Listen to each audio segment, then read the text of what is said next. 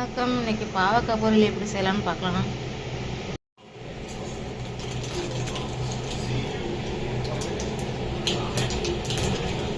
அடுத்தது வெங்காயம் போட்டுக்கலாம், கருவேப்பிலை போட்டுக்கலாம், அடுத்தது தக்காளி சேர்த்துக்கலாம்,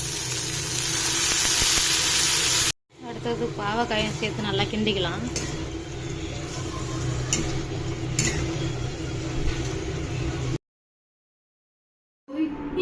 இப்போ ஒரு ஸ்பூன் மிளகாத்தூள் போட்டுக்கலாம்.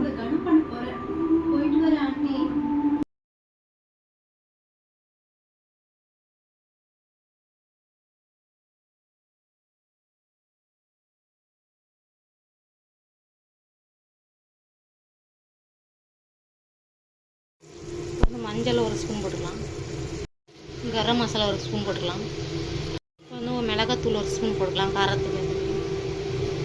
பாருங்க, சூப்பராக பாவக்காய் பொரியல் ரெடி ஆகிடுச்சு. இந்த வீடியோ பிடிச்சிருந்தால் லைக் பண்ணுங்கள்.